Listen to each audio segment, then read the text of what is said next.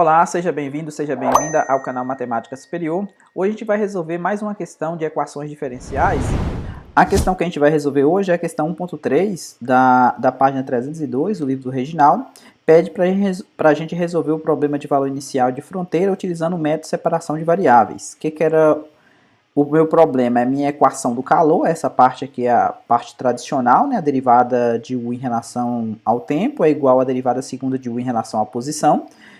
Mas aqui acrescentou essa parte aqui, 2 vezes a derivada parcial de U em relação a x. Aqui eu estou com as condições de Dirichlet, ou seja, fronteira homogênea, zero, né? A temperatura nas fronteiras 0 e L aqui vale zero, e aqui eu tenho a distribuição inicial de temperatura no tempo zero. Para todo x eu tenho uma distribuição inicial de temperatura dada por f de x. Então vamos lá para o sketchbook resolver esse problema. Bom, aqui eu deixei preparado o nosso problema. Eu tenho a derivada parcial de U em relação a t igual à derivada segunda de U em relação a x, mais 2 vezes a derivada parcial de U em relação a x. Então, o método variação de separável consiste em você escrever a sua função U de xt como sendo uma função que depende apenas de x vezes outra função que depende apenas de t. Então, o que a gente vai fazer? A gente vai derivar essa função, aqui vai substituir aqui, substituir aqui, substituir aqui, e vamos utilizar as condições iniciais aqui para poder darmos prosseguimento na questão. Então, quem que é a derivada de u em relação a t que eu vou precisar? Como esse aqui é constante, então vai ficar x de x vezes t' de t, e a derivada parcial de u em relação a x, na verdade eu vou precisar até a derivada segunda para substituir aqui, vai ficar quem? É x' de x vezes conserva, e a derivada segunda de u em relação a x, derivar mais uma vez aqui, então eu vou ficar com x, duas linhas de x vezes t de t. Aí substituindo aqui na fórmula, eu vou ficar com x de x vezes t' de t igual a x duas linhas de x vezes t de t mais 2 vezes a derivada em relação a x. Então, x' de x vezes t de t. Aqui eu vou fazer, eu vou colocar x de um lado, como o método chama separação de variáveis, eu vou colocar tudo que depende de x de um lado e tudo que depende de t do outro lado. O que eu vou fazer aqui? Eu vou dividir todo mundo por t de t. Então, o que vai acontecer? Se eu dividir todo mundo por t de t, aqui eu vou ficar com t' de t sobre t de t, igual, aqui esse t de t vai cancelar, esse t de t vai cancelar, e aí se eu dividir por x de x dos dois lados também, então esse x de x aqui também vai cancelar, e ele vai ficar desse lado de cá. Então, eu vou ficar com x duas linhas de x, mais 2 vezes x' de x dividido por x de x. Então, como aqui só depende de t, aqui só depende de x, então a única possibilidade disso aqui ser uma constante. Essa constante eu vou chamar de lambda. Bom, aqui a gente vai gerar duas equações diferenciais, porque essa parte aqui igual a lambda, né? Ou seja, eu tenho vou ter um EDO de segunda ordem, e também eu vou ter essa parte aqui igual a lambda também, que vai gerar um EDO de primeira ordem em t. Então, o meu primeiro problema, vou chamar de primeiro aqui, vai ser quem? Essa EDO de segunda ordem aqui. Então, eu vou ficar com x duas linhas de x, mais 2 vezes x' de x. Esse camarada multiplicou aqui, passou para o lado de cá, então ficou menos lambda x de x igual a zero. E o meu segundo problema, quem que vai ser? Vai ser t' de t. Esse aqui vai multiplicar lá, né? Então vai ficar mais lambda t de t, então vai passar para o outro lado, menos lambda t de t igual a zero. Então são dois problemas. As condições iniciais, eu sei que o meu u de 0t vale zero. Mas quem que é o u de 0t? O u de 0t é x de 0 vezes t de t. Como eu quero que esse camarada aqui seja diferente de zero, porque eu não quero solução nula, então isso aqui implica que o meu x de 0 tem que ser zero. E outra coisa que eu sei que o u de lt também vale zero, então substituindo, vou ficar com x de l vezes t de t. Então, mesmo motivo aqui, eu não quero esse camarada zero, então isso aqui implica que o x de L vale zero. Então, o nosso primeiro problema aqui, esse problema, ele tem mais duas condições iniciais, que é o x de 0 e o x de L valendo 0. Beleza? Então a gente vai resolver a partir de agora essas duas equações. Eu tenho essa aqui de primeira ordem e tenho essa aqui de segunda ordem. Beleza? Então no próximo slide a gente vai resolver primeiro esse primeiro problema aqui. Depois a gente resolve quais são os valores de lambda que eu vou ter solução aqui, diferente da solução nula para x. E depois, os valores de lambda que eu encontrar solução não nula aqui, nesse primeiro problema, a gente vai substituir ele aqui, porque é o mesmo lambda, para resolver essa EDO de primeira ordem em T. Beleza? Bom, aqui eu tenho o meu primeiro problema, é um EDO de segunda ordem com coeficientes constantes, então a gente viu que a gente resolve, a gente supõe que a solução desse problema é do tipo, o meu x de x é da forma e elevado a rx, onde R é solução da equação característica, é raiz, né? É solução da seguinte equação que a gente chamou de característica. Quem que é a equação característica? R ao quadrado, que vem daqui, mais 2R, que vem dessa parte aqui, menos lambda igual a 0. Então, quando você encontra o delta aqui, o que vai acontecer? Quem que é o delta? O delta seria o B ao quadrado, seria 4, menos 4 vezes A vezes o C da história, né? O C vale menos lambda. Então, esse aqui deu 4 mais 4 lambda. Você pode colocar o 4 em evidência, né? Então, vai ficar 1 mais lambda. Então, quem são as raízes? Então, quem que é o R1 e o R2? Então, meu R1 vai ser menos 2, né, que é o menos B da fórmula de Bhaskara, mais raiz quadrada de delta,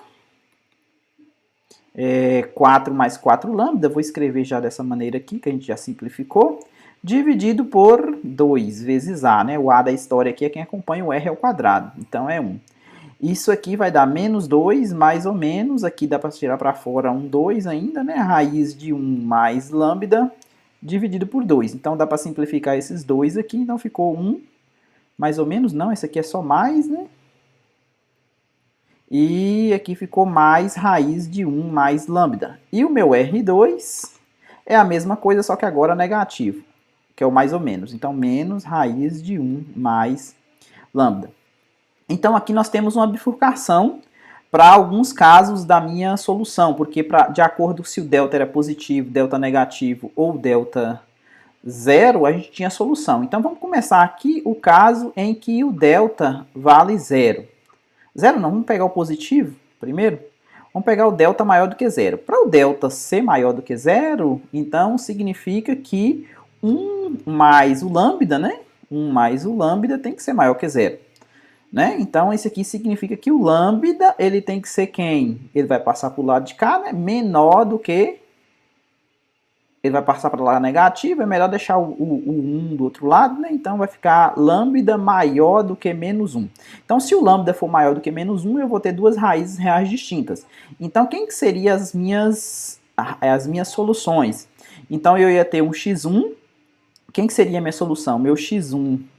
de x seria e elevado a lambda não, R, né? Eu estou utilizando R, R1x, e o meu x2 de x, que seria a minha outra solução, seria e elevado a R2x. E aí a gente vê como esse camarada é diferente desse, raízes reais distintas, então essas são soluções linearmente independentes, a gente tinha uma base de solução, então a minha solução geral era exatamente a combinação linear dessas x1 e desse x2. Então, C1e elevado a R1, lembrando quem que é o R1, seria menos 1 mais raiz quadrada de 1 mais lambda x mais C2 e elevado a menos 1 menos a raiz de 1 mais lambda x. Beleza? Então, essa seria a minha primeira solução se o delta fosse positivo. Agora vamos ver se usar as condições iniciais que eu tenho aqui para ver se o C1 e o C2 pode ser diferente de zero, se eu tenho solução não nula para o caso delta maior do que zero. Então o que acontece? Eu sei que o x de zero vale zero. Então se eu coloco zero no lugar do x aqui, vai ficar e elevado a zero, e elevado a zero, eu vou ter C1 mais C2 igual a zero. E se eu coloco L no lugar do do x eu vou ter C1 e elevado a essa coisa aqui vezes L, esse número, né? É um número diferente de zero. Vou só escrever ele aqui. Mais raiz de 1 mais lambda L. Mais, isso aqui é um número, né? Mais, por mais feio que ele seja, mas é um número. Mais C2 e elevado a menos 1 menos a raiz de 1 mais lambda L. Então, isso aqui tem que ser zero. Então, C1 mais C2 é zero. E eu tenho um sistema. Então, vamos para o próximo slide resolver esse sistema. Ver se tem solução não diferente da trivial. Bom, aqui eu tenho um sistema. Então, observe aqui que C1 e C2 são as minhas incógnitas que eu quero procurar. Então, o que acontece? A gente tem o determinante aqui. Quem que é o determinante desse sistema aqui? O determinante desse sistema são esses números. E elevado a menos 1 mais raiz de 1 mais lambda L. E elevado a menos 1 menos raiz de 1 mais lambda L e 1 e 1. Então, esse determinante aqui, esse vezes esse menos esse vezes esse, dá diferente de zero. Então, se esse determinante é diferente de zero, esse aqui é um sistema homogêneo, a solução é única. Então, a única solução aqui é C1 igual a C2, que é igual a zero. Beleza? A teoria aqui fala que se o determinante da matriz dos coeficientes for diferente de zero, a solução é única e como a gente sabe que ela é homogênea, ou seja, trivial é solução, então C1, C2 é igual a zero. Então, nesse caso aqui, eu não tenho solução para delta maior que zero, não tenho solução, só escrever aqui, delta maior que zero não possui solução não nula para x de x.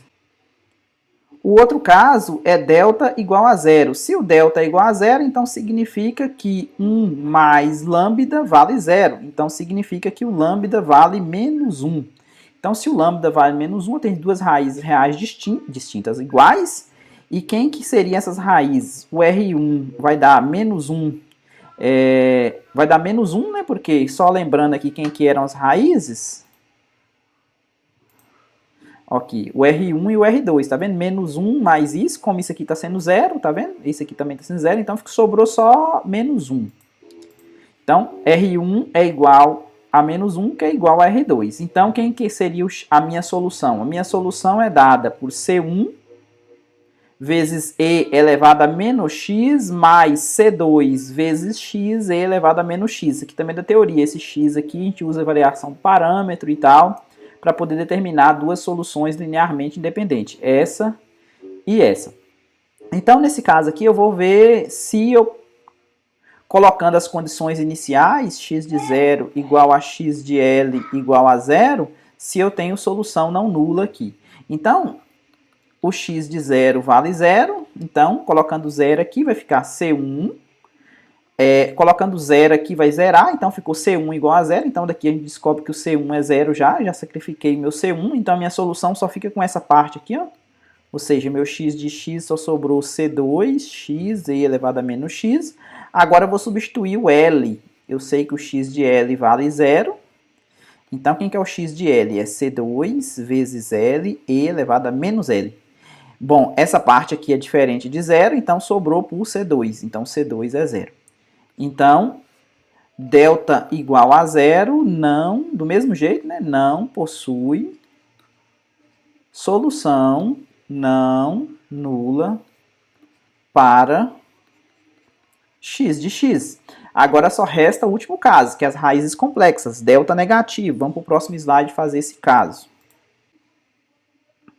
Bom, se delta for negativo, então significa o quê? A gente tinha soluções lá, R1 era igual a menos 1, mais raiz de 1 mais lambda, e o R2 era menos 1 mais raiz de 1, mais não, menos, né?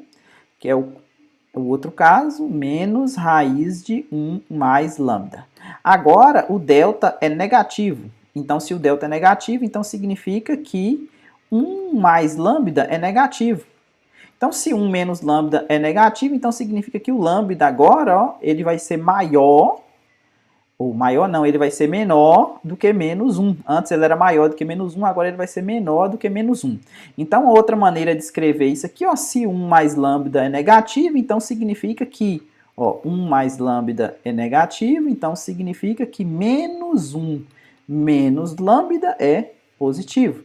Então, meu R1 pode ser escrito como sendo menos 1 mais I, que é a raiz de menos 1 menos lambda, e o meu R2 é o conjugado, menos 1 menos I, raiz de menos 1 menos lambda. Ok? Então, as duas raízes R1 e R2, e quem que seria a solução? A gente viu que a solução lá, nesse caso complexo, é dado por E, na verdade, uma constante, né? C1, E elevado, vou colocar o E elevado a parte do P de P vezes X, então ficaria menos X, que multiplica uma constante, C1, vezes o cosseno de Q vezes X, o Q aqui da história é a raiz de menos 1, menos lambda X, mais C2 vezes E, o E já está em evidência aqui, vezes o seno de raiz de menos 1 menos lambda x. Então, essa aqui era a solução para o caso complexo, ok? A gente usava o princípio da linearidade, que soma de raiz soma de solução é solução, dividia por 2, subtraía, dividia por 2i, para chegar nessa expressão aqui mais compacta para a nossa solução. Agora, vamos colocar as condições iniciais que a gente tem. Primeiro vou substituir o zero, então quem que seria o x de zero? Colocando zero no lugar do x, e elevado a zero vai dar 1. Então vai ficar C1 vezes o cosseno de zero, que é 1, mais o C2 vezes o seno de zero. Então, C2 vezes zero. Então, aqui o C2 pode ser qualquer coisa, e o C1 obrigatoriamente tem que ser zero, né? Porque C1 vezes 1 igual a zero. Então, o C1 tem que ser zero. Então, essa parte aqui do cosseno já é sacrificada. Então, a solução que eu tenho é dada, por enquanto, como sendo E elevado a menos x vezes C2 vezes o seno de raiz de menos 1 menos lambda x. Beleza? Por enquanto, eu tenho essa solução. Agora, eu vou colocar o L, que eu sei que essa solução ela zera no L. Quando eu coloco o L no lugar do x, eu vou ficar com E elevado a menos L, vezes C2, vezes o seno da raiz quadrada de menos 1 menos lambda vezes L, né, no lugar do x, igual a zero. Aí, o que acontece? Essa parte aqui, com certeza, para mim poder salvar aqui a solução, essa aqui é certeza que é diferente de zero, porque o L é diferente de zero. E mesmo se fosse zero, né, a exponencial nunca é positiva, isso aqui, né, na verdade. Então, isso aqui é maior do que zero, vamos colocar assim, né? Isso aqui com certeza é maior do que zero. Então, para eu ter um C2 salvo aqui, eu vou colocar a condição que, porque eu sei que isso aqui, nos múltiplos de 180, o seno zera. Então, eu vou ter uma constante diferente de zero nos múltiplos de 180. Então, isso aqui implica que se a raiz quadrada de menos 1 menos lambda vezes L for igual a Nπ, isso implica que o C2 pode ser diferente de zero, ou seja, eu salvo uma solução aqui. Para isso acontecer, o que acontece? Se eu elevo ao quadrado dos dois lados aqui, vai ficar menos 1 menos lambda vezes L ao quadrado é igual a N ao quadrado π ao quadrado. Então, como isolar o lambda aqui, né? Então, esse L ao quadrado passa para o outro lado dividindo, vai ficar N ao quadrado, π ao quadrado sobre L ao quadrado, muito parecido com o que a gente viu, né? E aí eu vou trocar esse camarada com lambda de lugar. Então, esse lambda está negativo, ele vai para o outro lado, vai ficar positivo, menos 1 menos N ao quadrado, π ao quadrado sobre L ao quadrado. Então, se lambda for exatamente esse valor aqui, ó, eu vou ter solução não nula para x de x, beleza? Então, vamos para o próximo slide escrever isso. Então, Se o lambda for igual a menos 1 menos n ao quadrado, π ao quadrado sobre L ao quadrado, eu vou ter um x, aqui vai depender de n, eu vou chamar xn de x como sendo e elevado a menos x, vamos colocar o cn aqui, né? Ou seja, a constante agora vai depender do n, vezes e elevado a menos x, vezes quem? Vezes um seno de quem? De raiz quadrada de menos 1 menos lambda vezes x. Ou seja, como eu sei que raiz quadrada de menos 1 menos lambda vale vezes L, né? Vale exatamente nπ, então eu posso escrever, substituir essa raiz de menos 1 menos lambda por nπ sobre L. E aí a minha solução vai ficar xn de x igual a cn e elevado a menos x vezes o seno de, no lugar dessa raiz aqui, eu vou colocar nπ sobre L vezes x, beleza? Então a minha solução não nula em x vai ser dada por essa. E agora o meu segundo problema que eu tinha lá era t' de t menos lambda t de t igual a 0. Era menos ou mais? Vamos dar uma olhada lá?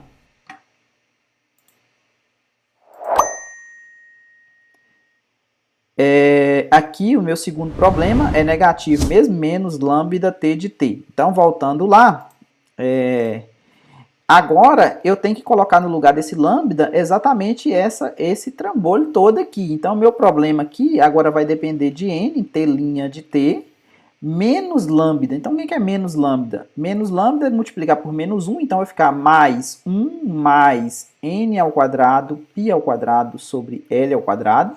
Então, essa constante aqui, vezes Tn de t, igual a 0. Então, esse aqui é um EDO de primeira ordem. Então, a solução disso aqui, a gente viu quem que era o Tn de t, era uma constante. Vamos chamar essa constante aqui de Bn.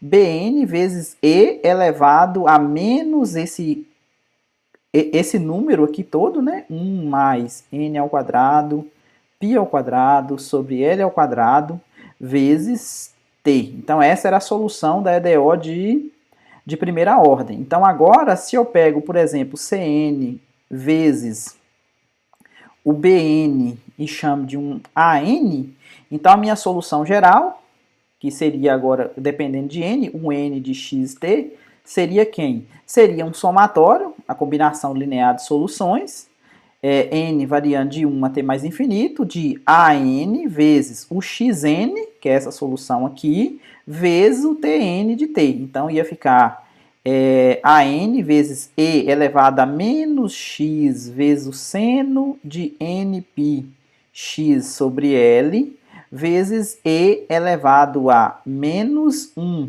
mais n ao quadrado, π ao quadrado sobre L ao quadrado, vezes t. Então, a minha solução é dada por isso aqui. Agora, o que falta? Falta a gente utilizar a distribuição inicial de temperatura que foi dada para determinar quem são esses coeficientes. Ok? É o que a gente vai fazer no próximo slide. Bom, antes de determinar o coeficiente AN, o que a gente poderia fazer? A gente poderia distribuir esse 1 vezes o t aqui, ó, e juntar com esse menos x. A gente poderia escrever essa solução da seguinte maneira. Vamos escrever aqui no próximo slide. O n de xt como sendo o somatório n começando de 1 até mais infinito, a n vezes e elevado a, só dar uma olhada aqui, aqui vai ficar, ó, e elevado a menos t, né, esse aqui vezes esse, menos x menos t, na verdade, menos x menos t, vezes o seno de nπx sobre L, vezes e elevado a menos, aí sobrou só a parte de n ao quadrado, π ao quadrado sobre L ao quadrado, vezes t. Só dá uma olhada lá novamente. Aqui, ó. Essa parte aqui, e elevado a menos t, né, que eu conservei a base, são meus expoentes, aí ficou essa parte aqui, e elevado a isso aqui, vezes t. Então, a solução, talvez mais enxuta e mais compacta seria dado dessa maneira. Agora, o que eu tenho? Eu tenho que U de x0 é igual a F de x, que foi a distribuição inicial de temperatura. Então, se eu coloco o zero no lugar do t, o que vai acontecer? Vamos chamar isso aqui simplesmente de U de xt. O que é U de x0, na verdade? U de x0 é colocar zero no lugar do t aqui. Então, vai ficar somatório, n de 1 a mais infinito, a n vezes e elevado a menos x, né? Porque vai ficar menos zero aqui, vezes o seno de nπ x sobre L, vezes quem? E elevado a zero, né? Porque t zero vezes isso aqui vai dar simplesmente isso aqui, né? Igual a f de x. Então, o que a gente reconhece aqui? A gente reconhece esse AN aqui como sendo a... Se você multiplica isso aqui, por exemplo, por e elevado a x dos dois lados, o que vai acontecer? Ó? Quem que é o somatório de AN vezes o seno de nπ x sobre L. Isso aqui é e elevado a x vezes f de x, né? E elevado a x aqui vai conservar, pode entrar para dentro do somatório, né? Colocar em evidência, porque não depende de n. Então, isso aqui vai ficar dessa maneira.